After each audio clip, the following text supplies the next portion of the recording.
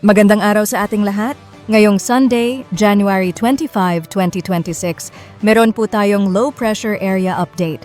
Ayon sa Pag-asa, ang dating bagyo na isa na lamang low pressure area ay huling namataan sa layong 765 kilometers silangan ng General Santos City. Hindi na inaasahang lalakas muli at kasalukuyang nakapaloob sa shear line.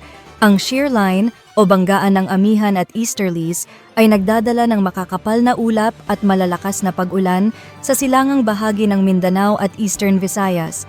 Mga lugar na posibleng maulan: Eastern Samar, Southern Leyte, Dinagat Islands, Surigao del Norte at Surigao del Sur, Agusan del Norte at Agusan del Sur, Davao de Oro at Davao Oriental. Posibleng 50 to 100 millimeters ng ulan sa loob ng 24 hours. Banta ng pagbaha at pagguho ng lupa. Sa Luzon, patuloy ang malamig na hanging amihan. Maulap na may pag-ambon sa Cagayan Valley, Cordillera hanggang Bicol. Mas mababang tsansa ng ulan sa kanlurang bahagi ng Luzon. Malamig na panahon. Baguio, hanggang 11 degrees Celsius. Metro Manila, 20 to 28 degrees Celsius. Gale warning.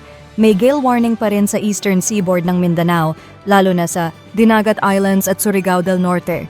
Bawal muna ang paglalayag ng maliliit na sasakyang pandagat. Weather outlook. Sa susunod na 4 days, posibleng umakyat ang shear line.